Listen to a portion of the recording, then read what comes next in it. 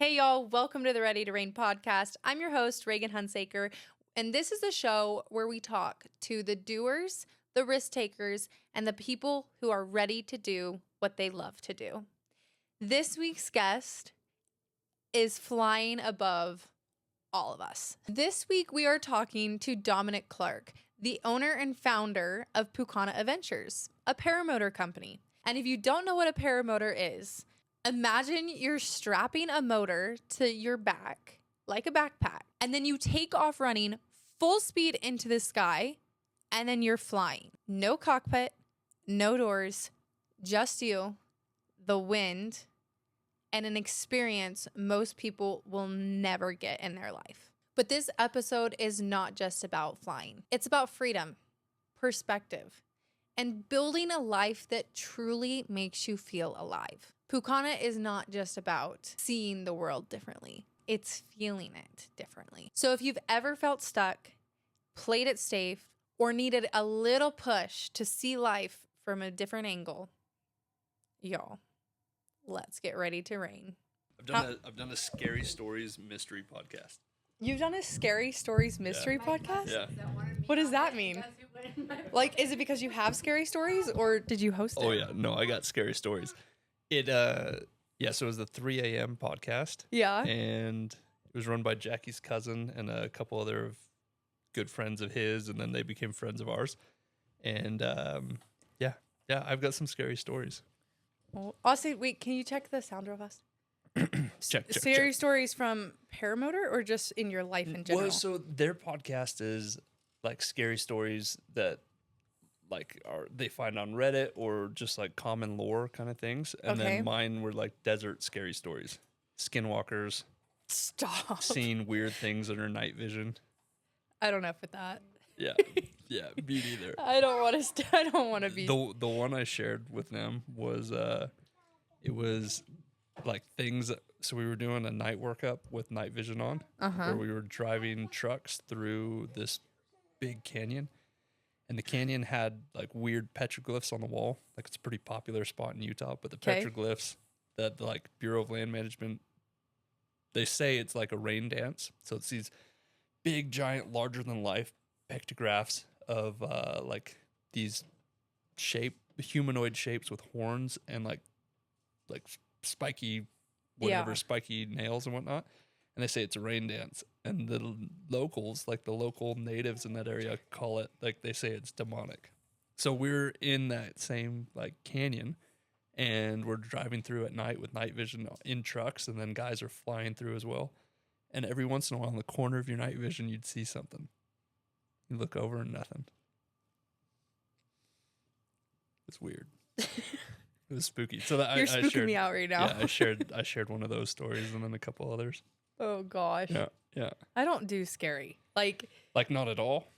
I don't handle it very well. No, I don't want to handle it very well, and I just don't. Like, I don't do scary movies. I let Austin have one scary movie a year, I think. Just like not. Although since I've been married to him, I think I've gotten a little bit better at doing the scary movies and stuff, but I just don't. Yeah. I'm still that person. I don't even want to say this. I'm still that person that like turns your light off and sprints to your bed. Or I'll turn the lights off and I'll run up the basement stairs because I'm scared someone's going to come after me. I'm like, you're an idiot. But you'll never grow out of it. You're never too old. I love scary. I'm a big fan. Oh, gosh. It spooks me out. Jackie will tell you I'm the first to close my eyes in scary movies, but I love them. I can't do it. Yeah. And the gore stuff, I can't do the gore. But that's like low-hanging fruit. Easy entertainment. I'm not a fan of it either. Okay. Dominic Clarke. Wait, did I say your last name right? Yeah. Okay. I thought so. Dominic Clarke. Are you ready? I'm ready. Let's roll. Let's roll. Welcome to the Ready to Rain podcast. Been trying to get you on for a while, and I'm so excited.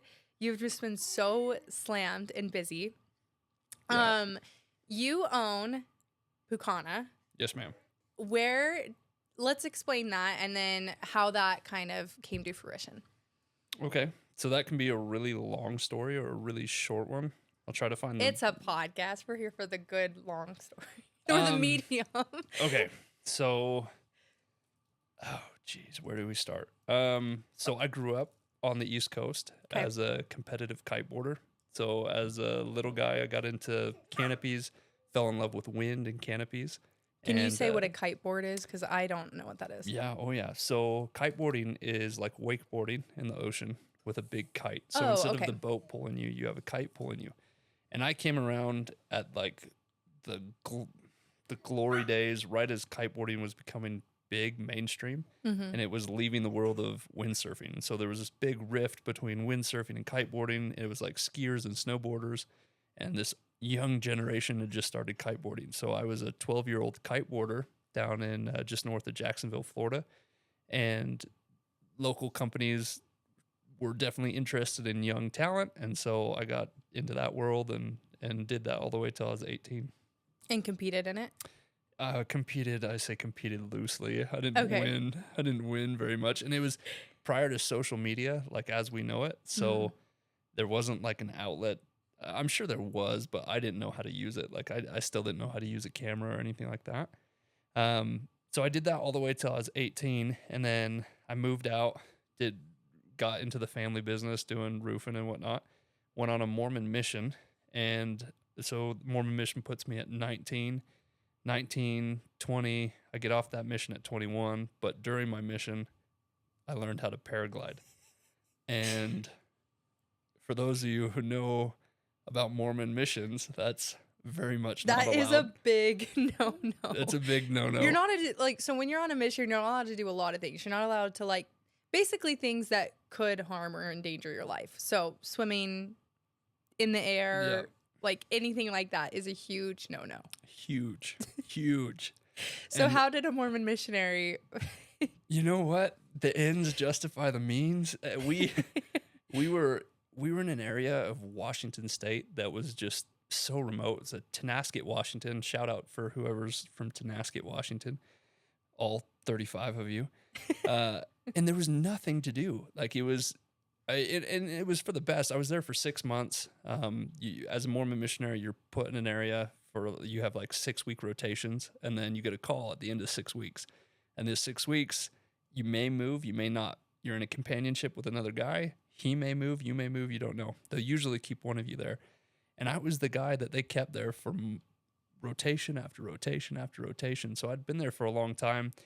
I've met everybody in the town. Everybody knew that the Mormons were free labor, and it was good. It was a good situation. It gave us a good opportunity to serve people and learn to love people. And one of the guys that was there was a guy that used to go to church, quit going to church, and he had no desire to go back. And so he was like, I don't want to go to church, but I like hanging out with you guys. You guys want to go paragliding? And like every fiber of my being wanted to go paragliding. And my companion, the guy that I was partnered with, was like, hey, Elder Clarke, if you do this, like I'm reporting you. And I was like, well, I can get 3 flights in before you can report me. So we're going to do this. Anyway, I have this photo that I love. That's me in my outfit, which is a white shirt, a tie, a name plaque, and black pants, running off a mountain. Yeah. I love with old gear. So I did my first paragliding flights there, fell absolutely in love with it. I went back home and shortly after moved out to Utah and went to school here. And as I was going to school here, I became what's called a point rat, which is like Point of the Mountain, Lehi, Utah. It's where all the major paragliding schools congregate. It's like world famous for being the paragliding mecca of the United States. Yeah, it's crazy. You like drive around the Point of the Mountain. For people who don't know, Utah has like one main highway that goes from north to south. And the Point of the Mountain is basically the separation between like Provo and Salt Lake. And at that point of the mountain, there are times where you see, like, I feel like I don't even want to exaggerate right here. I'm not exaggerating. It's like hundreds of paragliders. It's insane. Yeah, and if you go up there on a good night, like tonight is a great night. Oh, I'm sorry. You're missing. No, it's all right. I drove past the point and I was like, ugh. But we should have just done the podcast. Oh, that would have been awesome. But if you go up there on a good night, you'll meet people from all over the world who are living in their vans or their rental vehicles or less than that. And they come out all summer to fly because in the morning you can fly on one side of the mountain because every single morning the wind comes from the south. And in the evening you can fly on the other side of the mountain because every evening the wind comes from the north. And you have every single day, almost every single day is flyable. And so you just meet the greatest people. And so I was going to school here, I was doing some college and paying my way through by being a point rat, which I teamed up with Utah Paragliding. They were a school that took mercy on this young kid that would just sit at the mountain. And so I'd start doing work for them, and I would drive the shuttle vehicle up and down. And then eventually I became qualified, and I'd fly tandems for them. And then I'd instruct for them. And so I came up in that school all the way until like this paramotoring thing became like, I wouldn't say popular because it'd been around for a long time, but it was at the forefront of everyone's minds. And we would have people coming to the school wanting to skip paragliding. They didn't want to learn that. They wanted to learn paramotoring. And none of the schools wanted to mess with that. And so my mentor, John Jeffries with Utah Paragliding, who I love that guy. That guy's helped me out more than he knows. He said, hey, why don't you get into this paramotoring thing, and I'll hand you all my business that's paramotoring related, and that'll give you a leg up. I said, great. So I went out and spent all the money I had on a used paramotor from a guy that got scared of it. He did it once, got scared. I think his wife convinced him to sell it too, so I got a screaming deal. I loaded it in the back of my truck. I drove way out into the desert, out towards Jericho, like Little Sahara Sand Dunes area, because I didn't know how to read an aviation map. Okay. So I didn't know like where I was allowed to fly and not allowed to fly. Turns out I drove way farther out than I needed to. And I wrote a letter to my parents that was like, if you find my truck and you don't find me, this is what happened. And I unloaded this paramotor, and it was the old days with a big wooden prop, and you'd spin that prop with your hand to start it, and then it would just go, and then you'd have to get strapped in and not get chopped up. And then I hooked into a paraglider, and like 4 times I tried to get off the ground running as fast as I could and running into bushes, and I'd, crash or I'd trip. And then on the 5th time I got off the ground, and it was like drugs. It was awesome. Flying flying wherever you wanted to go, free. Nobody out there to tell you no. No flight plans, because you're not a big enough aircraft to have, you're not big enough for the FAA to care about you. So you sit in this weird legal gray zone where you can really do whatever you want. And I flew all night until I ran out of fuel and ran out of gas, and then floated down and walked home, or walked back to my truck. So that's where it started. My gosh. Very shortly after. And how old were you at this? 20. In your 20s? 23, 24. Okay. Yeah. So after that, I became a very novice coach, because there was a lot of guys learning how to paramotors kind of the same way. And so I became a coach in the Salt Lake Valley, and I was teaching guys how to do it just pro bono. Just I was the guy that everyone knew would help teach and coach. Because at that point, it's not really like a sport that people teach. It's one that you kind of just figure it out and talk to people as you go. And it was at that time, yeah, okay. Because none of the schools wanted to take it on. I mean, it's really. I'm not going to say, I'm not here to offend anyone and say it's easy to teach paragliding, but it's low overhead.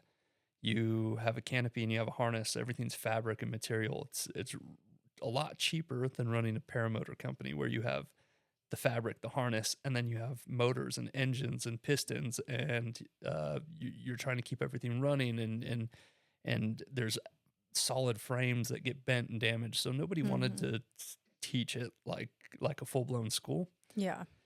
But there was enough guys that were getting into it that slowly just started getting busy, and started accumulating clientele. And then my little coaching gig turned into a business, and the IRS wanted an LLC, I had to do something. And so when I was a little guy, I'm a Polynesian, I'm a Maori.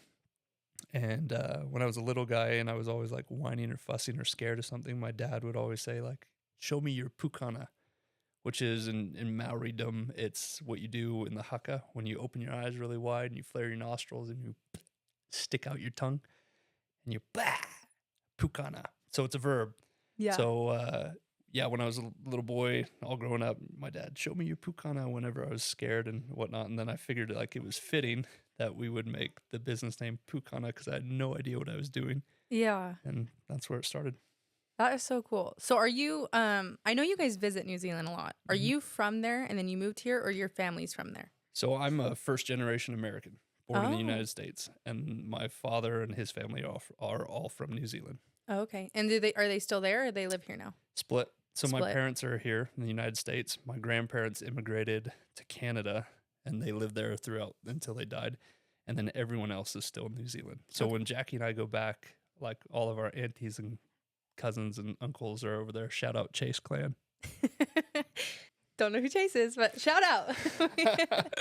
Tu Feratoa Iwi. Yeah. What is that? I don't know what that means, but that's so cool. For all your New Zealand listeners, your podcast is about to just go huge. I love it. It's just it's our people. So Yeah. the Maoris, like we believe that, you know, the bloodline is so diluted among all of us. Like we all have, we call it pakiha, that's in our bloodline, which would be like white, like settlers that have come in and got into our bloodline. So for the Maoris, it's just however much you have it in your heart, like however much you feel. And then if you have a little bit of a relation, you become Maori. So Tu Wharetoa is my tribe. It's who I belong to. It's a pretty big tribe in New Zealand. It encompasses the North Island and like a large portion of like the Bay of Plenty area. And then Chase would be my whānau name, like my family name. Oh, okay. So when I say like those two things, you know, it's like you're isolating a large group of people for your podcast. You know, it's like, let me just cast a wide net for a lot of people to tune in. No, I love that. I've never been in New Zealand, but my parents have, and I just like, there's just something so cool about that culture. And I think it's just because, to me, it's because it's just so grounded in like family and values. And I want to learn more about it. And I love when Jackie tells me all y'all's stories. Like it's so interesting. It's so cool. You ought to do a trip with us. You ought to come. Down. We'll do it. We're going back next March, so we'll be out there in March. Okay. Yeah. Totally do that. Yeah.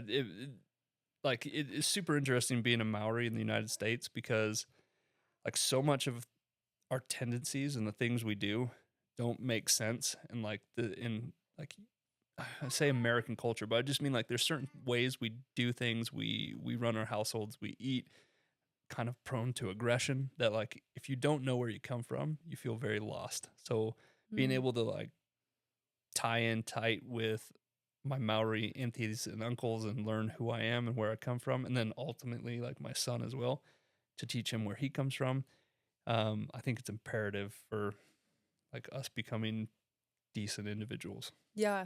No, I think that's really important. I was literally having a conversation with somebody the other day. Not that this is like the same level or depth as you, but like I'm a Texan, and so like Texas always has like way deeper. Way deeper. But we were talking about like kind of where we want to raise our kids, and like where that culture is, and just once you have a kiddo, like it changes the game, and it really changes your perspective on like, oh, well, I didn't think that was that big of a deal until now I have him, and you like see how he learns, and you want to, it's just interesting. So it changes your perspective a ton when you have a little one. My whole world changed when we had our son. Like everything that I thought was important wasn't. And it was super, super interesting. It was like, I mean, there's so much, even down to like the little things, like you have little things to do throughout the day, all these little errands that you have to run. And then you're looking at like time away from your son, time away from your kid. And you're like, no, not today. Yeah. It's definitely made me a worse in business, but I'm a happier dad. Yeah. Let's look at priorities, right? Yeah, yeah. I love how you put your culture into your name of your business. Why did you pick that? And I know you kind of touched on it a little bit. You said your dad would always say, you said, do the... Yeah, it's show me your Pukana. Show me your Pukana. Why did you decide to name that your business? I wish I had this like deep reason for it, but it was just, it sounded good at the time. Yeah. It was, you know, it had meaning to me just because it's like, one, I don't have a business background. I got a degree in biology, but I know. That's okay. That's random. Yeah. Random. Haven't used it, but like I didn't know anything about business, nothing about accounting. Yeah. Nothing about marketing or anything like that. So I just felt, I felt like I was out of my depth, and Pukana was something like I was comfortable with. Like the haka was something I'm comfortable with. Mm-hmm. And so it made sense. And then, so I designed this logo for Pukana that was a skull and antlers. And back in the day, I was like, well, just because it's cool looking. My reasoning behind it was it demonstrates like the most like natural part of man, like the good natural part of man, like that wildness that I wanted to encompass. That's what I feel when I'm in flight. And everyone that I talked to when I was right in the beginning was like, oh man, that's not a very good fit for a name, like for a paragliding company, a paramotor company, where we're kind of nervous already. And then you have skull and antlers, and we feel like we're going to die if we go with you. And Pukana is like, it's not like Paramotor Utah or anything like that. Like this is like, nobody associates what you do with your company name. Mm. And I was like, yeah, you're kind of right. But I was stubborn and I kept it. Come to find out, the route that the business took, the name fit in and the logo fit in really well with where we are now. We can pause this too. Are we allowed to talk about your business journey? Like, I know there's things we can't touch on, and if there's something that we can't touch, I can totally cut it out. But we can talk about everything except for just like specific like locations and countries and teams. that's fine. Okay, totally fine. So can we jump into the growth or direction that your business has taken? Because I don't think it's the direction that you ever thought it would take you. You started it when you were in your 20s and you just did it because you loved it. And then how has that business evolved? So, here I am running this paramotor coaching business. I have like bare minimum equipment to run a school. I've got like one machine. At some point I had like 2 or 3 machines and then a couple wings, but like not near enough to run like a rental fleet and a bunch of people. And I'm doing my best. At this point, I think I'm dating Jackie, or we're about to get married, and she's trying to figure out like, how are you going to support a family? And I'm trying to figure out how I'm going to support a family. It was a very scary thing, but I kept grinding on the same thing. Like I love this. I want to do this. This is how I want to build a career. And I'm teaching and I'm working, and I get a call from an unknown number, and that person was interviewing me and asking me a bunch of like kind of off questions that were making me like, I couldn't really figure out what their intentions were. They were asking me if I could teach them how to paramotor, if I could teach them how to do it at night under night vision, if I could teach them how to carry like extra weight on their chest, all these like super specific questions.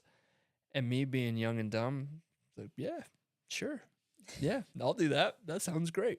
And so anyway, we built this relationship, me and this person, and then come to find out this person was associated with US SOCOM, and that was the start of a long relationship with the DoD. And so the business, which was this like little coaching business, evolved into a military contractor. And I started being a contractor for all these special forces teams, all under the DoD. And we were training guys on using the system. So what was the hardest challenge going from doing it as your hobby to transitioning it into, I have to teach these guys how to go into unknown environments and who are special forces or whatever, to teaching these people that this is their job? Like, what was the hardest challenge in that transition? Jeez Louise, what wasn't the hardest challenge? Well, one, I'm a civilian, and I have no military background. So, learning how to work with the military as a foreigner, just not being part of that group, is very, very difficult. They have their own language. They have their own way of doing things. I mean, everything down from like how contracts work, how payments are processed, how bidding works, down to you get a team. So there's little me, and you got a team of the most badass dudes on the planet who are so talented. in everything, and they're all sitting in front of you ready to learn. And here I am trying to use language that will work with them, like we're all on the same level, and they're used to learning a certain way. So like my way of civilian instruction was not the best way to train the military mindset. And so it was just a constant evolution. And I had a lot of like really, really good guys that mentored me. And, they worked up with me. They helped me create what Pukana is today. They really put in the time, these enlisted men put in the time to help me be what I am today, like help me evolve and grow, and then ultimately help me train my own group of guys who are the same as me and learning the military mindset and how to speak and communicate, and then teach effectively. So, where we are today versus where we were back all those years ago, back in when I was 26, is night and day different. Like it's just so dramatically different. So biggest challenges I'd say was just getting used to learning how the military likes to take instruction. What is the biggest lesson there. That's a big people barrier. That's a big thing to learn. Yeah. I've only gotten a little glimpse of it in the last couple years that I've been involved with some of those guys who are not even involved in the military. They're out of the military at this point, and it's a lot to learn. So now I know we kind of talked about it, and I don't know if this is right or not, but I know now you have a kiddo and you're kind of trying to evolve the business to be a little bit more open to more people, or has it always been open to like anybody who wants to try it, or are you trying to evolve it to that way now? So it's for the last 4 years been completely closed off to recreational market, to civilian market. We were exclusively militarized. So it was we were only doing military contracts, and we were doing everything, everything in the paramotor category we were doing for our teams. And then now that I've had my little guy, like obviously my desire is to be around and be in the state of Utah a lot more. And prior to that, it was just all over. You're traveling all the time, gone all the time. And then, these course packages were anywhere from like 2 weeks to a month. So it was like I was dead to the world for 4 weeks at a time. And then you'd get a week off, and then you'd go back at it again. Put that on top of, where we are with our military packages right now, is that like it's not acceptable to be running these courses that are so like high tier instruction out of a trailer anymore.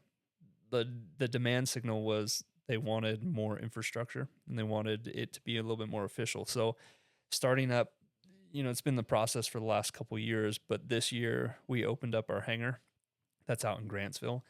And that provides the infrastructure. So now we have a hangar out there. We have, couches and TVs and coolers and fridges and energy drinks and big observation deck with a grill. We've got all these things out there that are making these course packages, like these guys who travel out to us, their life a little bit more easier while they're out there with us. Soon we'll have lodging that'll be out there. So we're trying to make those packages a little bit more complete.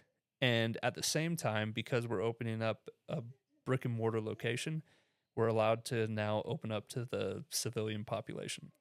So what I did is I opened the doors to everybody, and now everybody can come in. So my instructors who have downtime on those times in between courses can now take their expertise and they can instruct the civilian population. And so you got these guys with people who come to us have this opportunity to get this really like cool, very complete instruction that's been modified and manipulated through the military mindset to be very concise and specific. And then on top of that, we opened up tandem paramotoring, so tandem flights. And so yeah, anybody who wants to come out can just show up and take a flight.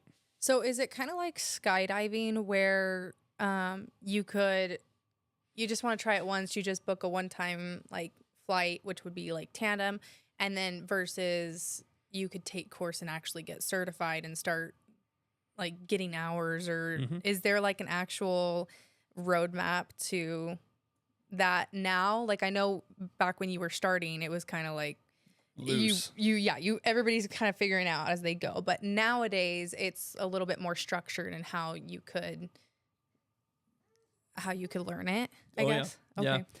So yeah, you have two paths you can go when you show up to us as a recreational pilot. If you're interested in learning, you can just book a lesson, just like skydiving. If you wanted to get your A license to learn how to jump on your own, and those lessons last like a morning session for 4 hours or an evening session for 4 hours. You can come when you have time. Book a lesson, show up for that day, come back whenever you have time. And then for the tandems, that's more like a enjoyable 30-minute flight.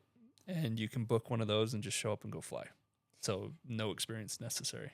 And I'm going to say that was probably one of the funnest things I have ever done in my life. I was so terrified. I thought I was going to literally shit my pants. Like, I don't do heights. Skydiving, not for me. That stuff, not for me at all. And Jackie's like, we're just having a barbecue kind of for his like grand opening. Yeah. And then you guys were like, you're going to ride. I'm like, Austin can ride. Like, I'm good.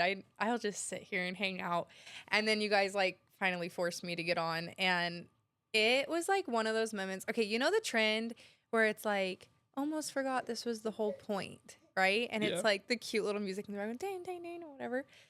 I literally kind of had one of those moments. And I like think I was just going through some shit in my life during that time.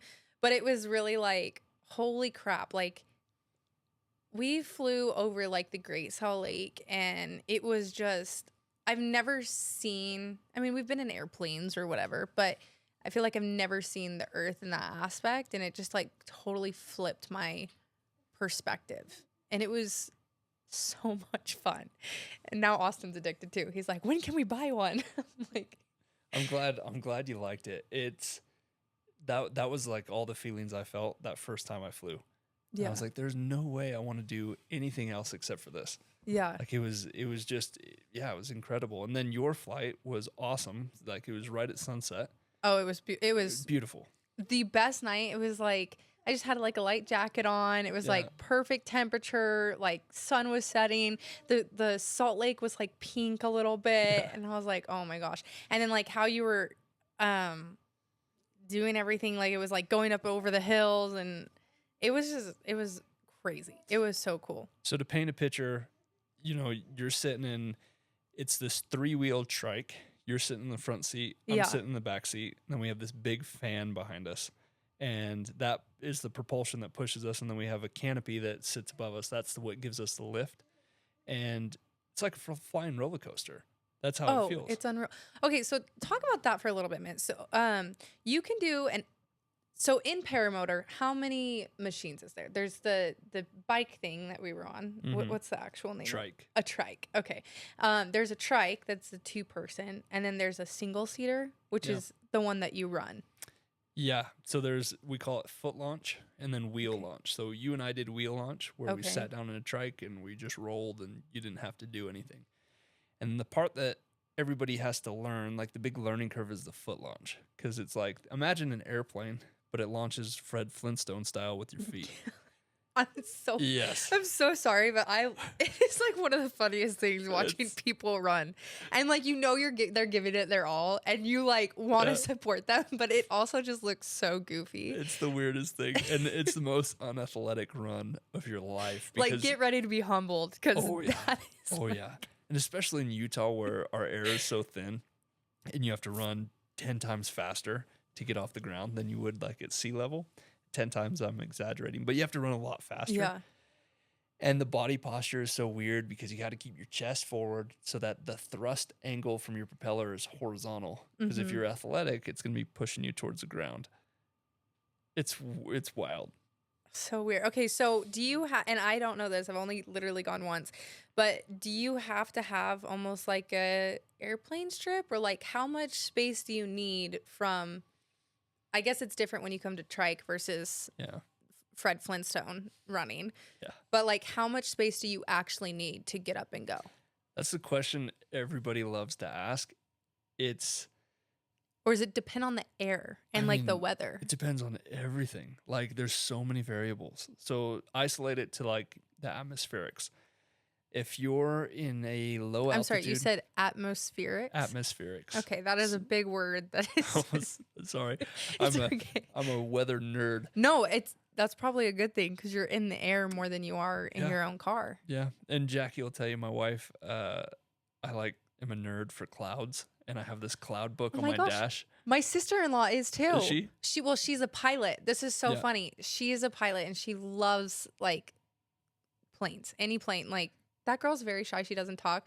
You get to talk to her about planes. Just yaps. Oh, she is a whole new person. Oh, It's so cool when you when somebody loves or has a passion for something so much. But she got she got like a degree in aviation and the other one in meteorology, I think it is. So she knows all the clouds. But back to you, because it's about you. I think the only way I'd go back to school if I was going into meteorology. Why did you pick biology? Because I couldn't become an engineer. Like engineering, I got to a certain point in the math, and then just my mind was like, no, break time. I didn't do that at all. So yeah, it was hard. It was really hard. I know where my brain sits, and it's not that. Yeah, you know what? But I do love biology. Like I love learning the way that life works. I never wanted to be in a lab. I do not enjoy samples or taking samples. And I didn't want to be a park ranger. And that was the end destination for me, was park ranger. Is that so? When you went to school and you were going for biology, that's what you were going to go in? Well, that's just what everyone graduating at the time was becoming. But is that what you wanted to be? Is that why you picked biology, or what were you? What was? Did you know you were going to do paramotor? I didn't know. So when I was in 8th grade, they had this like video that they played for us, and it was like, "What do you want to become when you grow up?" Yeah, it was us at 6th grade as 6th graders. What do you want to become? When I was in 8th grade, they played it for us because we graduated middle school in 8th grade on the East Coast, and I told them in that video, and I still have it, I want to be a jet ski rental operator. Like that was the peak of my existence. Like that's what I wanted to be. And so going through college, I had no idea what I was going to do. I just knew that I was going to finish classes and then I was going to go fly. I played rugby for BYU for a bit, and it ruined my rugby career because I would just be late to practice because I was wanting to go fly. And like all the good weekends were like good flight time. So the only thing I knew coming out of school was that was what I enjoyed doing. And yeah, I just kept doing it. Okay, so back to weather. Yeah. Because now we're going to have you go back and get your master's in Oh man, I feel sick just thinking about it. Just kidding. You probably, but I think at this point, like, now. I have more discipline. Or do you think you could learn on your own? Yeah, I mean, I could study better than I did back when I was young. But do you think like you would need to go back to school, or do you think you have like the what do you call it? You have like the credentials. Is that what you're looking for? No. Like I want to say excitement, or drive. If it's a enthusiasm. Like it's so different. Yes, like to learn it. So I feel like you'd probably just learn it on your own. Yeah, I mean, as far as what I'm doing right now, like I don't require that extra credential. And like if you look at our coffee table back at home, I have weather books on weather books that I read through for leisure. So, to go back to school and get a textbook that has the same material as the books that I have at home, you know, I don't know, probably not in the cards right now. Yeah, I mean, it's not my something cards. I'd be interested in, but. You know, who knows? Things could change. Going back to your original question, though, like how much of a runway do you need? Like the thing that enthralls me the most about this whole flight thing, the fixed wing, paramotor, whatever it is that there's so many variables and they're so complex the way that they work together. Elevation changes how much oxygen is like per cubic yard of volume, how much oxygen is in an area, how much oxygen is going to go above and beneath your wing to provide lift, and high pressure, low pressure under that canopy to get, or your fixed wing to get you lift. The heat, sun comes up, excites the air molecules, the air expands, and now you have less lift because the air density has, it's become less dense air, the air density has increased. Add humidity, you put water in the air, that makes the air less dense as well. So it's harder for a wing to take off in humid air. Then you add wind, and then you add heat and thermals taking off, and that wind hitting the thermals and knocking those thermals sideways. And now that thermal that was rising vertically, now that it's rising diagonally is hitting your wing differently. Like there's so many different variables that are involved on a macro and then a micro scale that ultimately the way that a plane works, a paramotor works, anything that's going in the sky is the skill of the pilot. And you're sitting in your cockpit or you're holding the throttle on this paramotor and your body is constantly adjusting to all these variables, and it's beautiful. It's like a symphony, everything that's moving. And I think that's why I didn't catch if it was your friend or your cousin who was the pilot. Oh, sister-in-law. Sister-in-law. Yeah. If you ask her, I would even go as far to say like that's what she finds the most intriguing about flight, is that there's never 2 days that are the same. Like you're constantly evolving to how this plane's going to take off, how it's going to land, how much throttle you need, where you're going to ease off, where you're going to get your glide. So for us, how much space do you need to land? It completely depends on what the atmosphere is doing. Now, usually you don't need much. You can put down in a pretty small spot, like 15 feet. Yeah, I guess my question is like, how much do I need to? Yeah, how far do you need how to far run? do I have to go? Yeah, so for the foot launch, you can land in a spot as short as like 15 feet from the moment you put your feet on the ground and you slide to a stop, 10 to 15 feet. For takeoff, 20, 25 feet to get off the ground. How do you train for things to go wrong? Because I feel like when things are going wrong, they're going super wrong. Like could be death. Like if it's going bad, it's going bad. So how do you train that or teach your people that without going through? Without dying? Without dying. A lot of exposure therapy. Okay. So the most extreme thing is the most extreme thing you've ever experienced, right? So our goal is to give you micro doses of intense situations, so it prepares you for like the most intense situation. One of the big differences with like fixed wing aviation versus paramotor is that we have a collapsible wing. So when that wing's not inflated by the air, it's just a trash bag with a bunch of lines attached to it. So if it goes catastrophic and pretty bad, there's a lot of bad scenarios where you could end up in your canopy. Like we fell into the canopy and now it's a wedding dress as we're falling down. You can get tangled up in your lines. And all these different situations that can render your canopy useless. So for us, it ranges in our course instruction from the most basic level of like the instructor cadre, make sure that the flight conditions are perfect for flight. We don't put you into a situation that you're going to get into a dangerous area. We practice for hours in a simulator. So before you ever take off, you're sitting in a simulator and you're practicing your emergency procedures. What do you do if this goes wrong? What do you do if this goes wrong? What do you do if the lines look like this? So on and so forth. Ultimately, though, when you get to the point where you're complacent and you're flying, you have a good amount of hours under your belt, like 20, 30 hours, and you're ready for like the next stage of instruction, we'll tow you over a lake and we'll give you 2 reserve canopies, 2 reserve parachutes. And that course, called an SIV, simulated incident course, is designed for everything to go wrong, pure catastrophe.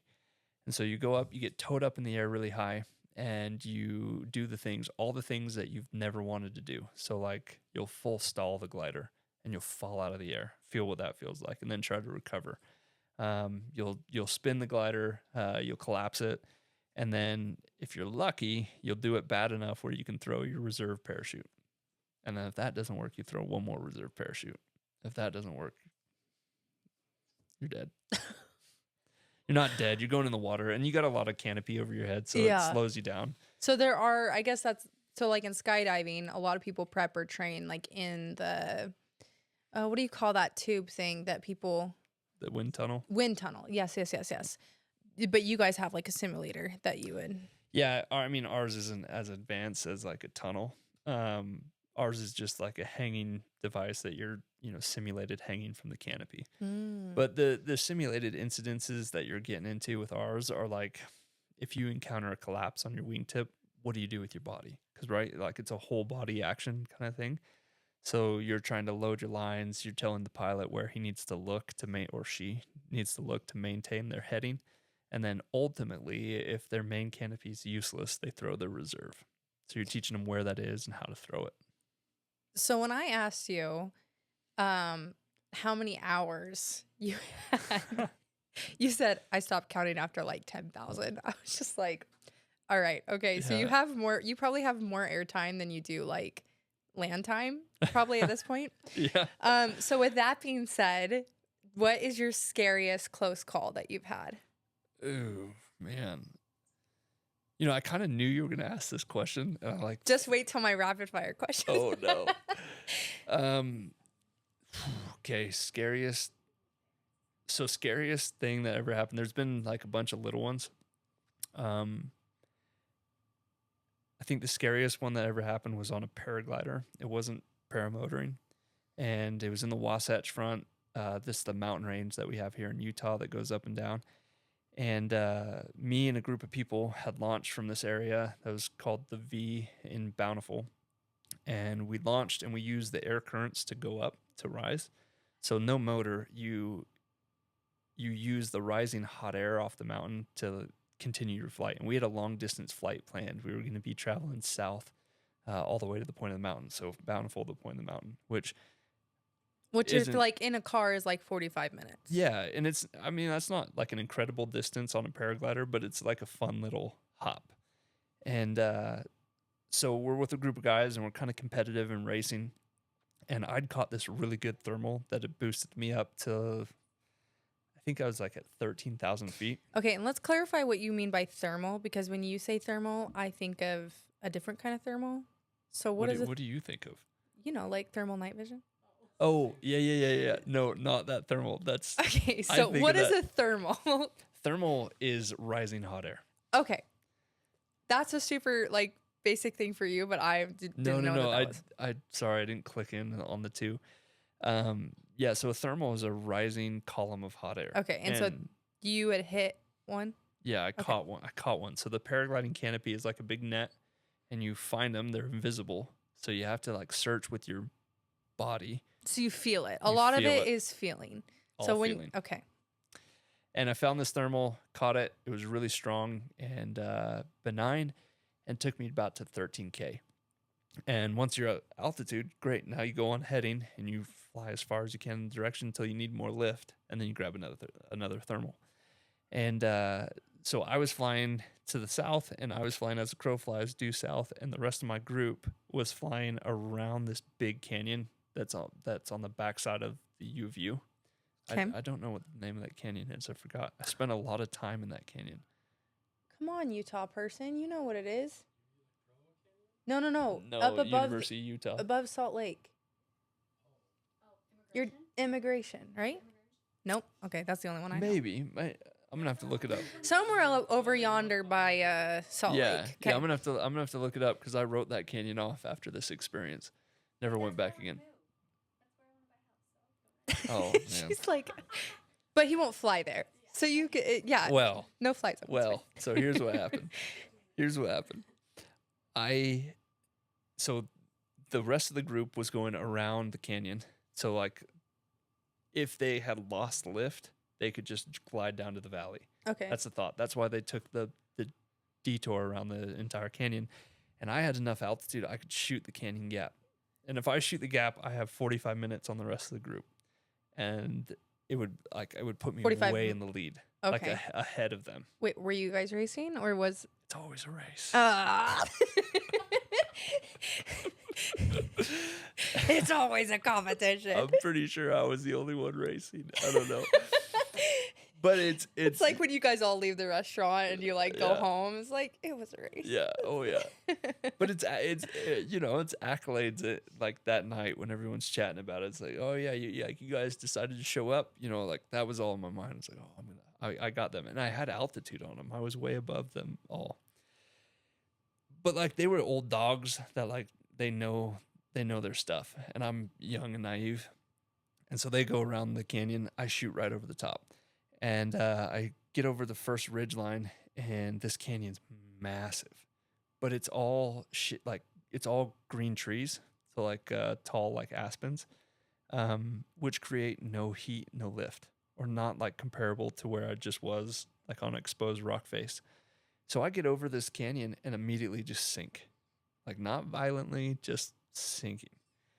And the problem with that is that the wind was coming from the north and it was blowing at the peak of that canyon wall, coming over the top. And then if you've ever seen like an eddy in a river, that's what the wind does when it goes over a peak and then falls over the other side. Is it creates rotor, like a big eddy. A big eddy. I don't know what an eddy is. I'm just going to say that out loud. You go fishing, so like on a river, it's where the water will stop, and a lot of fish will hang out there. Oh, okay. So for those who didn't say it, Austin said it's at the end of the river where the water stops. That's where all the fish hang out. It'd be like that in the air. What did you say? Not that. So maybe you should say it better. So that makes it sound a lot more like better than what it feels like. But it's just imagine like you have a river that flows really calm. Okay. And then you have a boulder there that makes rapids, like whitewater. Got it. Okay. That's what the wind's doing when it flies over a mountain like that. It hits the front face, the windward side. The wind goes up, and then on the back side, it's just trash. Got it. Okay. It gets worse the windier it is. So I have a good tailwind. Wind's blowing pretty good from the north. I get over this valley, and I'm nothing but sink. And I sink right into the middle of the valley, which is like I think about 1,000 feet off the ground. I go underneath the valley level. Everything's calm until I go underneath the peak on the windward side. The moment I go underneath the peak, the canopy just turns into a trash bag, collapses above my head. I'm falling out of the sky, but boom, it reopens. And I'm like, okay, cool, we're good. And then collapses again because you're in that trash air. So every time it would collapse, I would drop like 100 feet, just falling. And then it would reopen. And as it would drop, immediately my hand would go to my reserve parachute. But you can't, like, you throw a reserve parachute and there's 60-foot trees. And I can't steer a reserve parachute. I'm going to end up just in a tree for like the rest of the night. Like if I get knocked unconscious and I'm just hanging unconscious in a tree. So like I'm very hesitant to throw that reserve parachute because the canopy does keep reopening. I have down below me, I have a few like access, like cow pastures that would look like a decent place to land. And the canopy would reopen, collapse. Anyway, long story short, it happened 15 times. The canopy's collapsing and reopening. And if you look at my GoPro. And are you doing anything to reopen it? Desperately. Okay. Yeah, my hands are desperately. I mean, not that you were just hanging out there like, yeah, you do what you do, but I'm saying like you're like hanging it, and are you opening it or is it just opening by the wind? It's opening by itself. Oh my gosh. I'm just trying to keep pressure on the lines so that when it does open, it stays above my head and it doesn't shoot in front of me. Got it. And then I would fall into the canopy. So that's what you don't want to happen is if it reopens violently, it'll shoot in front of your face and then you'll fall in the canopy and it'll look like a wedding dress as you fall out of the sky. And at that point, you can't get the reserve out. It's going to get stuck in the lines and it won't open again. So this canopy's collapsing about 15 times. If you look at the GoPro footage, it's me like praying desperately. And it's like, you know, oh, I'm sorry. And then reopen, like, never mind. We're good. And then it collapsed again. And then, you know, just repentance would start again. And Gosh, just playing with him. He was like, "You're dying. You're alive. Psych. Oh, you're back. Oh, you're gonna die again." Just kidding. No, it's like if this wing reopens, I swear, like how I'll many times study did you shit harder your in pants school. on that one? Oh, just the whole time. Just it was like little deer droplings the whole way down.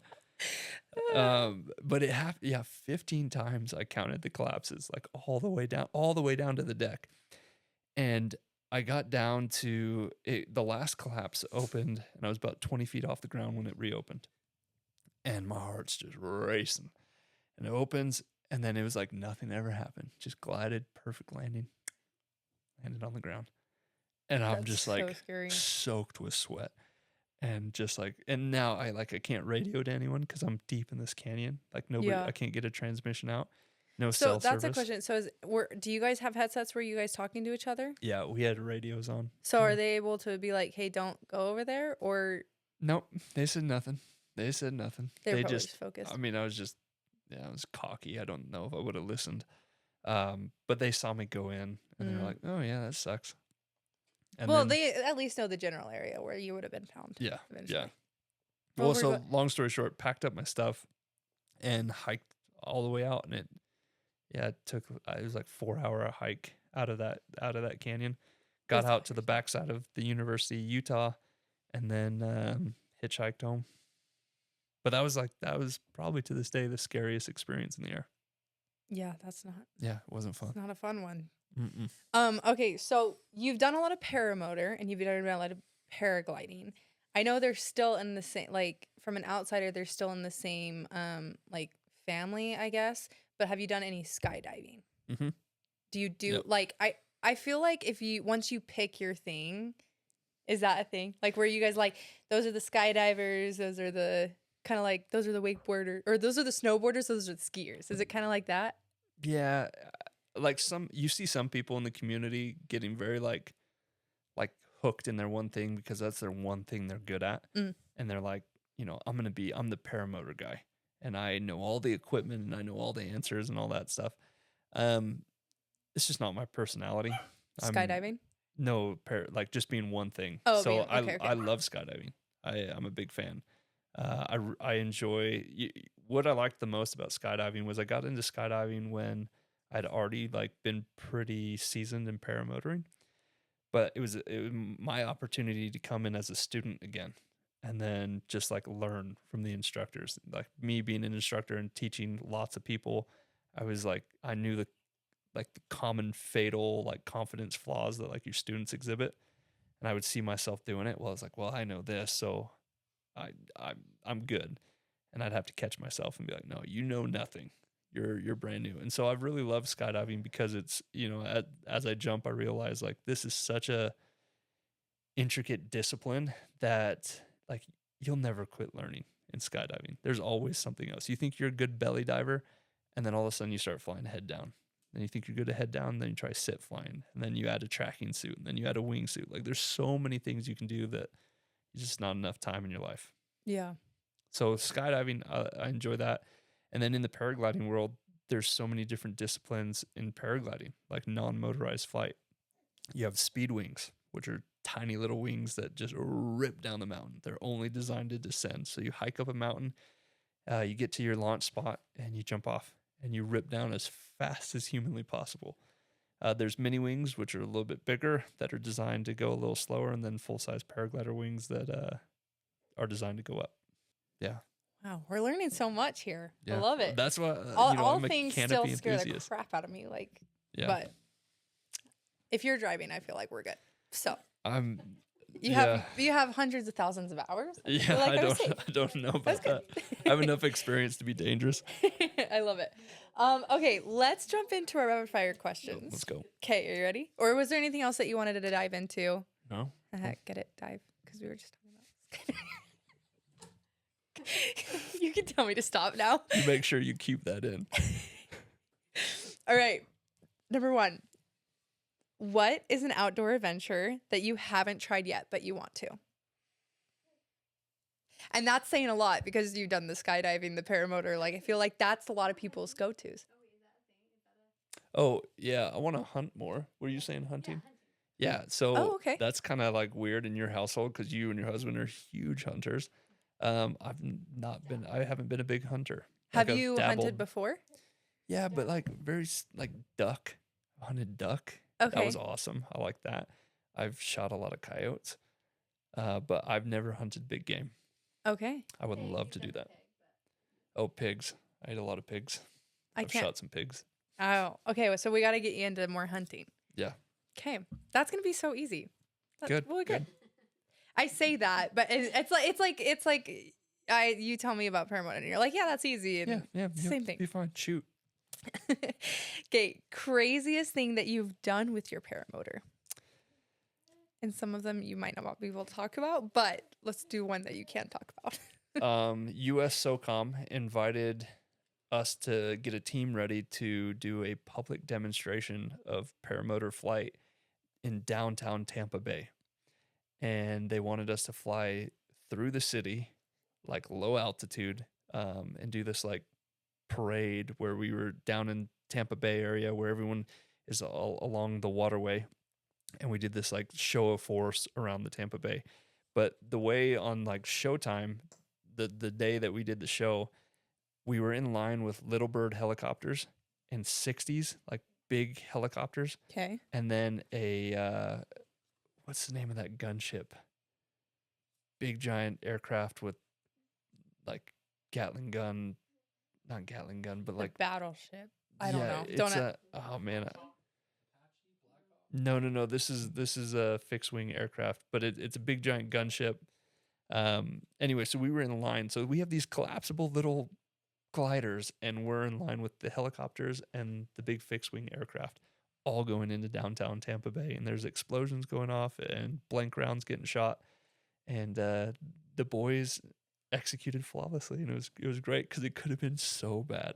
Oh, Like there was little to no coverage about it, on the news or anything, because it was executed flawlessly. Like it was just like, oh, there's the guys flying paramotors. so it's kind of like a like an air show. You guys did an air show? So it was a show. Like an event? It was an event for military contractors. So you got your Lockheed Martin, Boeing, all selling weapons, bullets, munitions, and then you have everyone from the military world there to purchase or see new gear, new kit. So it was like the Comic-Con version of like the DoD, like, sourcing out weapons and whatnot. Okay. It was huge. And it was so freaking wild. Like if you heard like our briefing about this going down, like everything was against us. We talk about atmospherics, like heat and whatnot. Like Tampa Bay is surrounded by hot buildings that are kicking off huge thermals, super hot, that will collapse canopies. And our plan of attack for like if we had a fail was to just go into the water, like crash into the water and try not to crash into the crowd. And then on top of that, like we were pushing out a drone swarm. So the paramotors were going to push out this drone swarm, and the drones malfunctioned. And so they flew into the middle of like our flight. So we had guys flying in stacked formation that would have to like spread because there was a big drone the size of a VW Volkswagen that flew in between them. It was wild. Oh my gosh, I just like picture like a bunch of little drones like this big, just like darting through your parachute. No, the propellers were the size of like your big like lawnmower propellers. Like it was gnarly. Oh my gosh. Yeah. Okay, so that is something I was gonna ask you. Like when you have airplanes and like airfields, they have like a lot of regulations on like where they can or cannot fly. Are there a lot of regulations, or have regulations been put in place since the sport has grown on paramotors? No. Okay, so we're just gonna not talk about it, so they don't get put in. No, you can talk about it. It's the regulations for like paramotors where they sit. It's called FAR 103. Okay, that's Federal Aviation Regulation 103. Was written in the early 80s, and it's never changed. So is that something that you would want more regulation on, like where you can and cannot fly, or? Me, no. I'm not asking for more regulation, because it's really nice. We have less regulation than drones do, as far as like where we can fly and where we can operate. So there's a list of rules. Our list of rules is very mellow compared to fixed wing aviation or even drones. There's certain rules we have to follow as far as like what airspaces we can fly into, so like where you can go, but it gives us a lot of freedom. The FAA looks at everything as like how much of a threat to the general public is this aircraft going to provide. So because we're under 254 pounds of all up equipment weight, it's not enough weight to do damage to the public. So not a lot of regulation. Having said that though, the population of guys who fly has grown so rapidly. Like there's so many pilots that are up in the air in the US that it's causing problems because guys are, So is there like a advantage of it. common like association or foundation for paramotor? There's a private group, the United States Powered Paragliding Association. Okay. And then there's another one, the Aerosports Connection. Both of them are just private groups that issue ratings to pilots. So it's not required by the federal government to have a rating, but I foresee in the near future that'll happen. There'll be some sort of requirement, just like skydiving. You have to have a license. Yeah. And are you pro or against? Licensing? Yes. I mean, I think if I was in a different area, doing work in a different area, I would have a different opinion, but I'm out in the desert. Yeah. There's nothing around us. And so I don't really I don't have any airspace to worry about. I don't have any congestion to worry about. So it's not on the forefront of my mind. Yeah. But you do hear a lot of the other schools that are very opinionated on it because they've had bad actors. Like you got an out of town guy that comes into your airport where like you've built a lot of good positive relationships with all the locals, saying, hey, like we're responsible and like we have certain SOPs, standard operating procedures. And then you have this out of towner that comes and ruins all the relationships because he's foot dragging the runway as an airplane's trying to launch or whatever. So my lack of opinion is not like complacency. It's just my area is very wide open. Yeah. I'm out in the salt flats. Interesting. Yeah. Okay. What is your adrenaline rush activity? And I ask this because I feel like when you've done paramotor enough, it's almost become like your like consistent grounding. So what would you say is your adrenaline rush activity? I'll tell you. Jackie goes being in the car with his wife. I'll tell you right now. It's me in my car with my husband. I'll tell you right now. When I go home and my son is in his little like walker thing where he's suspended but he can walk, and he doesn't know I'm home yet, and I come around the corner and he locks eyes with me, and he just brightest eyes are open. He smiles, his smiles are touching his ears. His hands go up like a gorilla, and he just starts running at me, and like my heart skips a beat. Aww. That's the best. Boo. That's the best. So That's the best feeling I've like ever had. That is the coolest feeling I've ever had. Oh, I love that. Adrenaline. I don't know if you want to get into this one. So the world of paragliders and canopies is changing rapidly. Okay. Even though you don't like notice it because they all look the same. Like the technology that's going into these lines, just the way that lines and knots and fabric is tied is crazy. It's changing so fast. And in the market now are these new types of wings called parakites. They fly like a paraglider, but they act like a kite in the way that they're controlled. And so in your hands, like you have your normal brake toggles. If you pull left, you go left. You pull right, you go right. And on these parakites, they're designed where if you let your hands go all the way up, the parakite goes to suicide mode. And the kite, like that's your canopy, right? That's your parachute, flat and level. When you go to suicide mode with your hands all the way up, this thing goes into a dive, like a full aggressive peel your face off dive. And then if you want to stop it, you squeeze your hands back down and it levels back out and you go back to just nice and easy. So because of that, you're able to do things on a canopy you've never been able to do before. Like you and I flew and we were doing those like bob and weaves. If we had that design on that canopy, which would be insane because that would be huge. If you put your hands all the way up, you can go into free fall. So you can simulate skydiving with a canopy, essentially. That makes me want to literally shit my pants. I do not at all. No. Yeah, so I have Okay. one. I have one that I use at the point that is just like that. And you hike up a mountain that takes you an hour, 2 hours to climb up the top, and you're down on the ground in about 65 seconds. Oh my gosh. No. I mean, I asked you the question. You asked the question. I love how the rapid fire questions have been. I've drugged them out so much. It's okay. That's usually how most of them go. Okay, what is the wildest thing on your bucket list that you haven't done yet? I feel like these are very hard because you've like done some crazy like badass stuff. But the PG answer or what did you say? Or the rated R one. Or rated R. Just shut her down. Whatever your PR person would not hate us for. I mean, I have like little missions in the world of paramotoring. He's so cute. That's my boy. He's so cute. He's the happiest kid. He's the best. He's the best. I can't wait to see what he does. Like, I'm not gonna push anything on him, but like I'll provide it if he's into it. Like, I'd be happy for him to be into it. Okay, here's a bucket list item. There is a arch down in southern Utah or southern central Utah called the Hondu, and it's been flown through with base canopies. It's been flown through by wingsuiters, and we're trying to fly through it.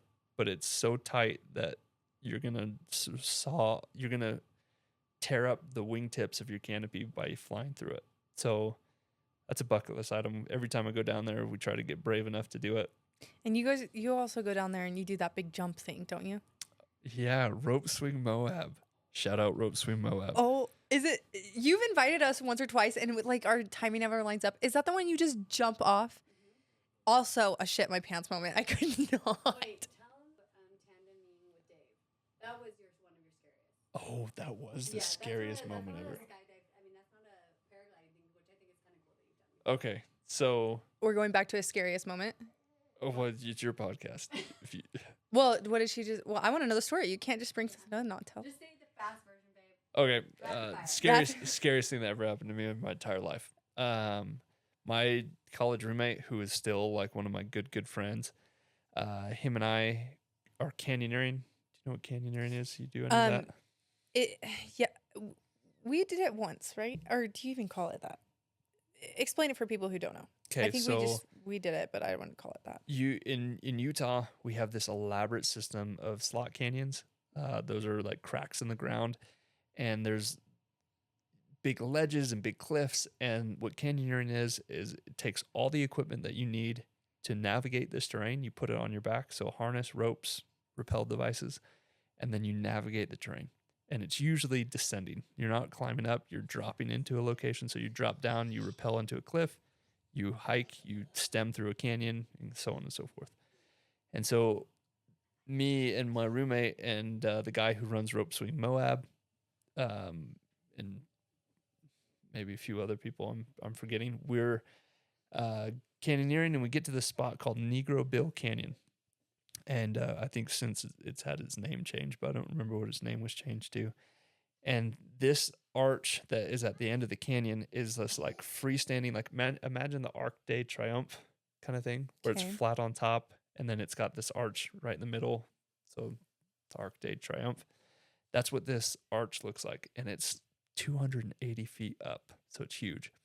And at the very top, there's bolts where you can tie your rope into and then rappel off the side. So as you rappel off the side, you're free hanging because the archway opens, right? Wait, is this the one that they shut it down? That's Corona Arch. Oh. Okay. Which is where they used to do the old rope swing, and they had to shut it down because horrific accidents were happening out there.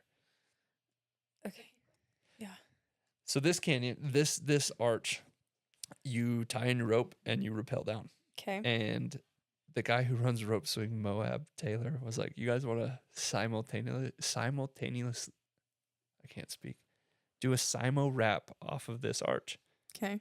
Yeah, I'm not afraid. I'll do it.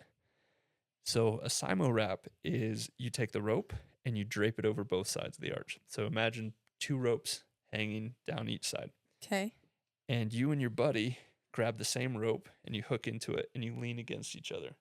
So like if you and I were to grab hands right now and lean against each other, that's essentially what me and Dave were doing. Except for the fact that I'm like half your size and you Dave, would literally die. And Dave was half my size. And we're both expected to go off the edge. And the edge is like straight edge. Like it's not like a slope. It's straight off. And we both have to have the same hold on. timing. So what made you think that this was a good idea? Testosterone's a hell of a drug. Okay.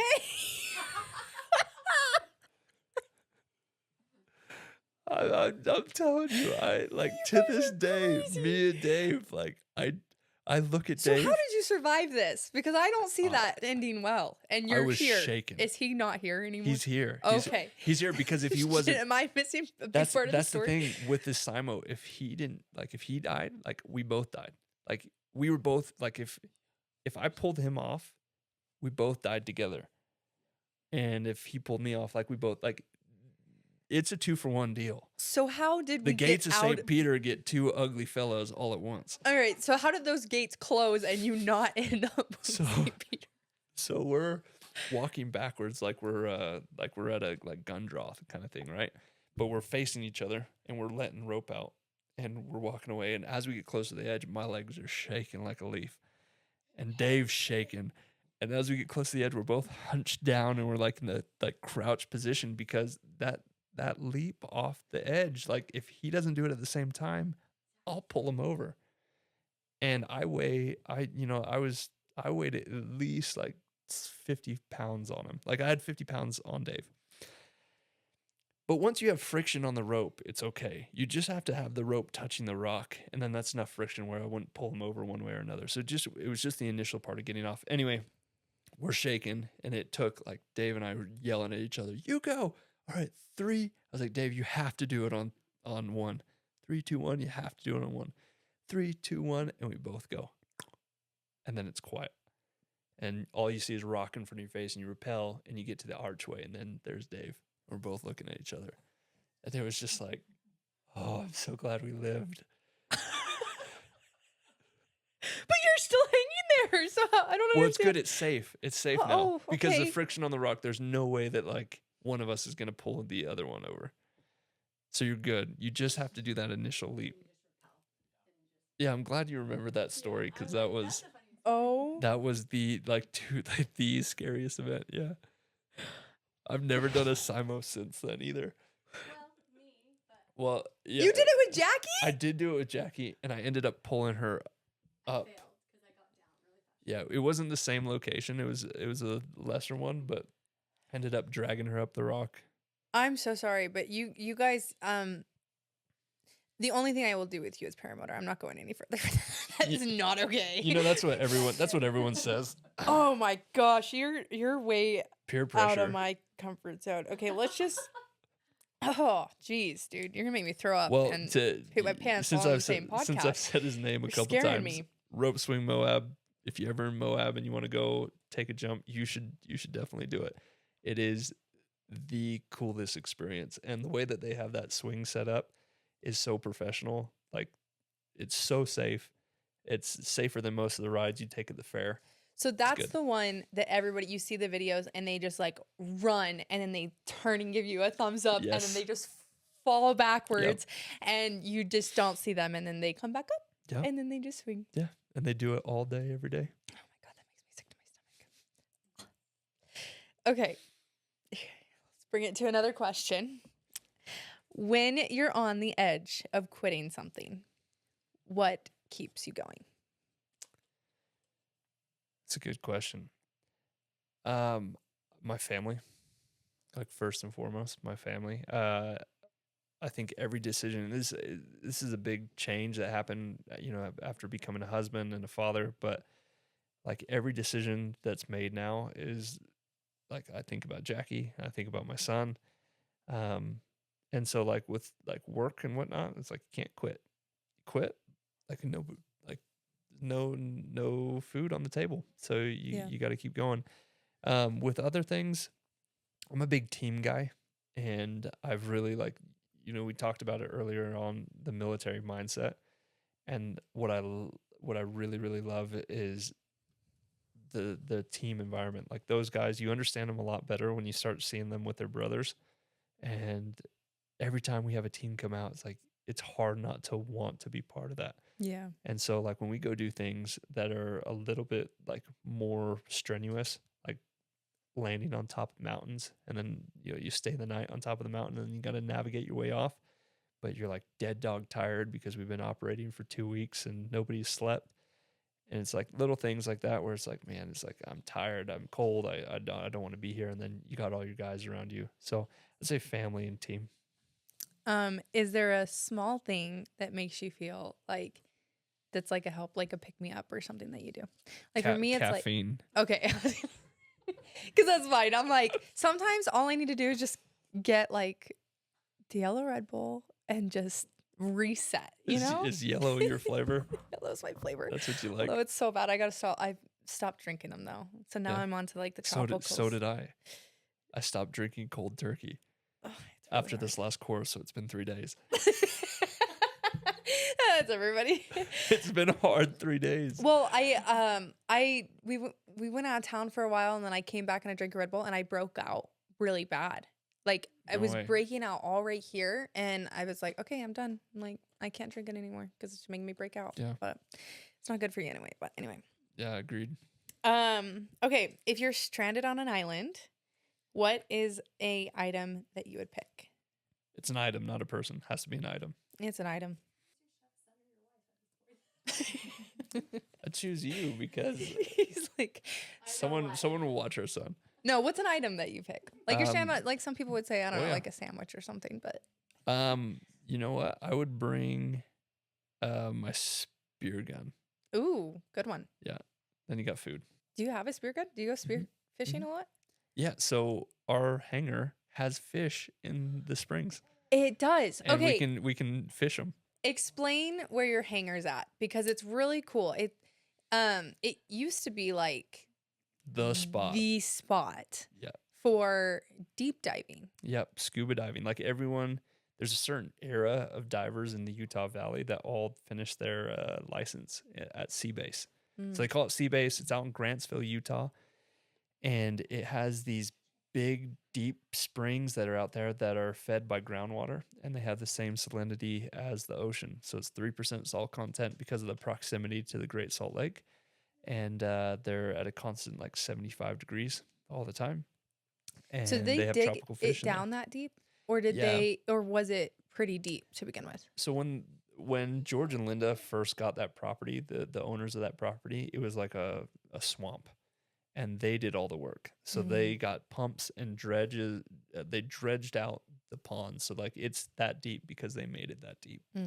Yeah, it's all. So from how them. did you find them for your hangar to be there? That was a long time building a relationship. Okay. We, originally when I'd first gone out there, I was running courses, but I was running courses mobily. So I was trying to find areas that were secluded where we could run military courses where they could be private because you couldn't run it at the same place as we were doing civilian courses. And I would go to George and Linda and ask them to train out there, and they would just say, get lost. And it was because like they've dealt with a lot of people that have, promised them the world, and then, they've seen everything. So they were like, get out of here. So it was 4 years of doing that, of just like begging them, hey, like this is a good spot. I really like it. Could we work out an agreement? And for the last 3 years, they were letting me train out there for courses. I'd show up for a course, we'd train, and then we'd get out. And then this season was like the first season they opened up the property for us to lease it. For the hangar. Yeah. And you guys have done really good building up that hangar. Oh, It thank looks you very really much. cool. It's an awesome spot. Okay, are you a conspiracy theorist? 100%. What's the biggest one you 100%. believe in? The scary stories. Wait, are we starting another podcast? Where do I start? Okay, we're gonna go on to the next question. It can go for another 3 hours. I've been waiting for this forever. We should have started with this. Where we didn't go to the moon. I think they were constantly. I feel like we're gonna call some shit right now. Okay, maybe this question kind of blends together. What's the weirdest habit that your friends roast you for? Is it the conspiracy theory? We're going to the next one. I feel like the conspiracies you just take off. So everybody knows me as a huge conspiracy theorist. That is so Yeah, funny. I did not know that at all. So when we have any foreign guys that are with us, I am like constantly like, hey, what's new in the news with Donald Trump today? And I share like little bits of American factoids with them. Yeah, that's my thing. Conspiracy. Yeah, conspiracy. Never. And like every location we're at, I got one for that location. Okay. Just endless conspiracies. My mind, the empty gray space, is so full of just crap. What's your favorite one? What's your like top? That nobody talks about. So what's the craziest What's one that? that you're? Oh yeah. So Jackie and I, like every time we turn on the TV, I ask her, I go, Illuminati? And she's like, oh, for sure. And we've isolated all of Hollywood. Like we know who's in the Illuminati and who's not. Don't say people. Move on. That's for our Anyway, yeah. So Jackie You guys and I are, probably back have and like forth. your like basement and your office is actually like There's strings mapped and- out in strings. You're like, I've been with military long enough. We can Yeah. figure this out. Yeah, we're getting down to a conclusion pretty soon. Would you say that the conspiracy is the weirdest habit your friends roast you for, or is there another one? Oh no, that's the one. That's it? That's the one. Donald Trump and Elon Musk never got in a fight. It's just propaganda. I mean, I believe it. Okay. All right. I feel like we could go for hours. I'm sorry, Reagan. Why? Don't be sorry at all. I love every bit of it. Before you close, I have a gift for you Oh no. that my wife revealed already. I already forgot about it. Okay, so this is salt from the Great Salt Lake for your household. I flew out to a location, like you fly out into the flats, land, you collect salt out there, and then you bring it back, and it's at that point you wash and clean it. So it's been washed, it's been cleaned, and then it's been smoked. So it sits in my Traeger for about 4 hours and smokes, and it has a little smoky essence. Anyway, that is for your household. So is it for like, is it like bathing salt or is it like seasoning salt? Consumption. Yeah. Oh, okay. Yeah. So it's like extra. It's extra potent, like on steaks and meat. Like it's really, really good. So like your Morton salt and whatnot is like they go through different processes in cleaning. Like they do a heating and cooling. This is as raw as it gets. So you learned how to do this? Is it just like a hobby that you picked up, or Yeah. So Jackie and I do them for like Christmas gifts. We'll collect salt, and then we'll put that's so on the jars. And that's cool. why she was upset that I brought it, is because she has nicer jars, and that was like. I have like the longitude and latitude or whatever. Oh, Of the it's, exact location where No, I we love get this. it from. no, I love it. Thank you so Anyway, much. you got the bottom of the barrel on that. No, I set, didn't. but This is the top of. This is the best. This is the best I could get. that's the good stuff. Oh, we're gonna anyway. use it tonight for sure. Good, So, good. Kate. Well, I just want to end on my last question. Okay. Your final piece of advice that you would like to leave for the guests. So it's gonna sound cliche, but it's do what you love. Like life is so short, and unfortunately, I've watched a lot of people. Not a lot, but I've had a few close people and close friends who have lost their lives early. And you start to like look around. It's like, what is like all these things you thought were important weren't important. And that's why, like, every single day when I leave the house, I'm like, there better be a good reason why I'm leaving the house, why I'm leaving my wife, why I'm leaving my son. Because like, if this was all to end, like, what would I trade another moment with my wife, another moment with my son for? Not any money in the world. Money doesn't mean jack diddly. So I'd say do what you love what you do, and spend the time with the people you love. I love it. Thank you so much. Oh, thanks for having me. Thanks for the salt, and I love your little family. Hey, there's my We got a little special guest on here today. Oh, this is my boy. Jackie's up next, so you guys, we're gonna pull her on the podcast. Hi, babe. How are you? Yeah, this is my son. This is Teote, named after his great-grandfather. That is so Yeah. cute. He's the happiest baby. Well, thank you so much for coming on the podcast. Oh, thanks for having me. Like we could go for hours. There's so much that we didn't even get to. You guys have the cutest little family, and he has the most badass daddy ever. He's like, it's my turn. He's ready. Give me the mic. Thank you for my salt. And very welcome. Thanks for coming on. Yeah, I'm so stoked to be here. We'll have you back on, I'm sure. Good. We'll go do another ride or something. Oh yeah. Video it. I'm very nervous to even say that out I know, loud. I know how much you're struggling with it, and like I'm learning a little bit more about how nervous you are. Yeah. I it's didn't not my realize thing. before how I love it. like scared of heights you were. Oh no, You didn't let her